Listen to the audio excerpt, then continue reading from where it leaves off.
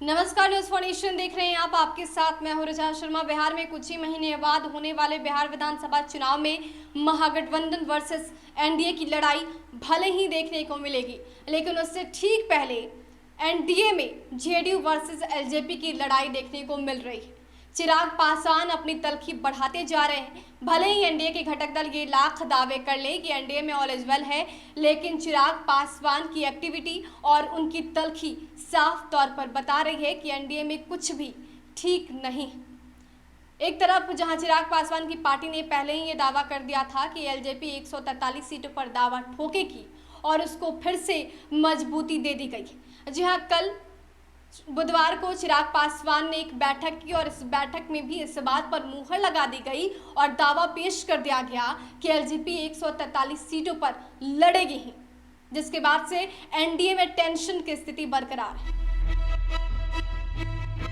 लोजपा ने एक बार फिर से बिहार की 143 विधानसभा सीटों पर दावा ठोका है। एलजेपी के सांसदों की बैठक में बिहार संसदीय बोर्ड के प्रस्ताव पर सहमति जताई गई।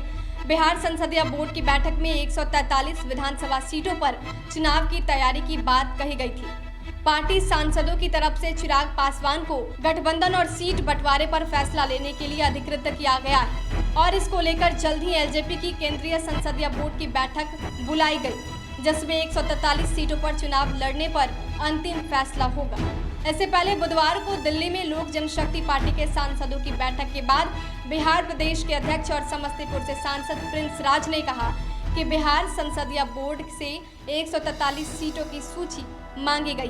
प्रिंस ने कहा है कि हमारी तैयारी सभी 243 सीटों पर है, लेकिन हम प्रमुखता से 143 सीटों के लिए तैयार हो रहे हैं। उन्होंने आगे कहा कि बिहार के प्रदेश अध्यक्ष होने के नाते मैं कहना चाहूंगा कि हमारी तैयारी पूरी है, लेकिन आखिरी निर्णय पार्टी के राष्ट्रीय अध्यक्ष चिराग पासवान को लेना है। प्रिंस राज ने कहा है कि बिहार में अभी चुनाव का माहौल है, लेकिन सीट शेयरिंग को लेकर ऐसी कोई बात नहीं।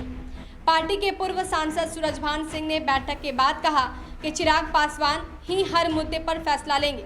सूरजभान सिंह ने कहा कि बात चाहे गठबंधन की हो या फिर सीट की, अंतिम फैसला चिराग ही करेंगे। नीतीश कुमार की लोकप्रियता के सवाल पर सूरजभान सिंह ने कहा कि यह आने वाला वक्त बताएगा। एलजेपी नेता और पूर्व सांसद काली पांडे ने कहा कि एलजेपी को बीजेपी के कोटे से सीट देने की चर्चा है। इसको लेकर बीजेपी के वरिष्ठ नेताओं से चर्चा होगी। काली पांडे ने कहा कि हमारी तैयारी 143 सीटों पर और जरूरत पड़ी तो जेडीयू की सभी सीटों पर हम चुनाव लड़ेंगे। हालांकि ये भी खबरें आ रही थी कि बैठक से पहले ही चिराग पासवान ने जेपी नड्डा से बातचीत की। ऐसे में कयास लगाए जा रहे हैं कि एनडीए में सब कुछ ठीक करने के लिए एक दूसरे से लोग बातचीत कर रहे हैं। जो घटक दल हैं वो अपने प्रॉब्लम को शेयर कर रहे हैं, लेकिन चिराग पासवान और नीतीश कुमार के बीच जो वर्सेस वाला खेल चल रहा है उससे एनडीए में कुछ भी ठीक होता दिख नहीं रहा।